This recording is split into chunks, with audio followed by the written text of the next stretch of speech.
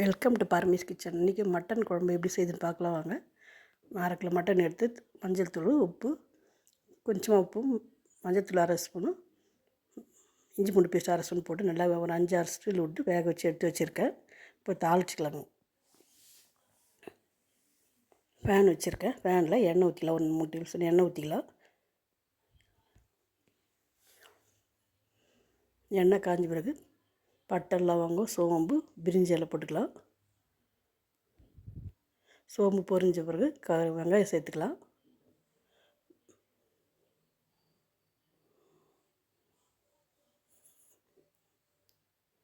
வெங்காயம் சேர்த்து கறிவேப்பிலை கொஞ்சம் சேர்த்து நல்லா வதக்கிக்கலாம்.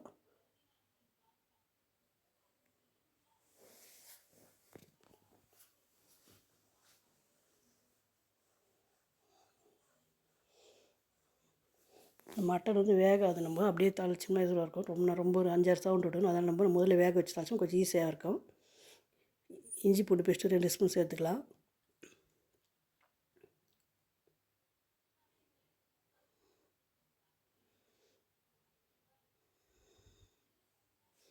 இஞ்சி பூண்டு பேஸ்ட் நல்லா 2 ஸ்பூன் சேர்த்து நல்லா வதக்கின பிறகு தக்காளி சேர்த்துக்கலாம்.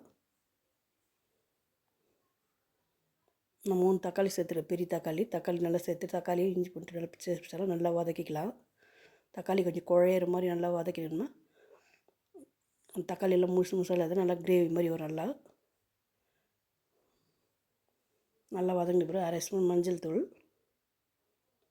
முதல்ல கொஞ்சம் 1/2 ஸ்பூன் போட்டிருக்கோம், சின்ன ஸ்பூன் தான். இப்போ 1/2 ஸ்பூன் மஞ்சள் தூள்,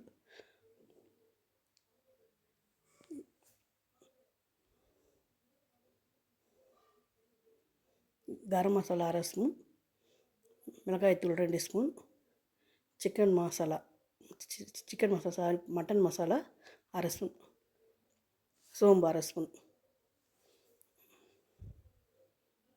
தேவையான உப்பு போட்டு நம்ம நல்லா மிக்ஸ் பண்ணிக்கலாம். இந்த மிளகாய்த்தூளெல்லாம் மசாலாக்கெல்லாம் பச்சை வாசனை போக நல்லா வதக்கிக்கலாம்.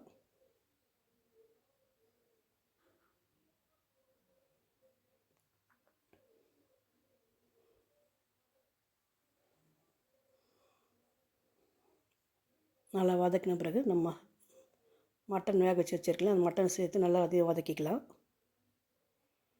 இந்த மசாலாவோட நல்லா மிக்ஸ் பண்ணி நல்லா வதக்கிக்கலாம்.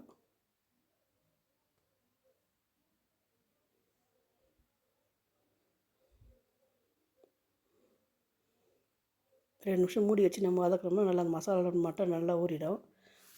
ஒரு டம்ளர் தண்ணி சேர்த்துக்கலாம். வதங்கின பிறகு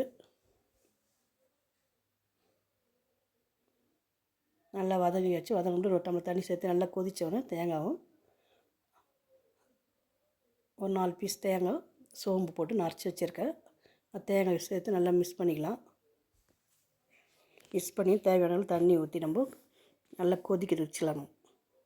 எவ்வளோ திக்னஸ் வேணுமோ, தண்ணியாக வேணுமோ, திக்காக வேணுமோ அதை ஏற்ற மாதிரி தண்ணி ஊற்றி நம்ம ஒரு 2 டம்ளர் தண்ணி ஊற்றிருக்கேன். நல்லா கொதிக்க சிம்மிலே வச்சு நல்லா முதல்ல வெந்தாச்சு. இப்போ சிம்மிலே வச்சு மூடி வச்சு நல்லா கொதிக்கிட்டு முடிக்கலாங்க.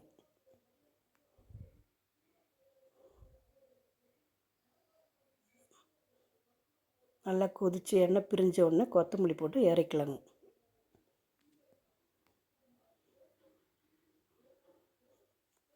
மட்டன் குழம்பு ரெடி ஆகிடுச்சு. நம்ம வீட்டிலே மசாலாங்கெல்லாம் வீட்டிலே அரைச்சி போட்டோம்னா நல்லா டேஸ்ட்டாகவும் சுவையாகவும் இருக்கும்.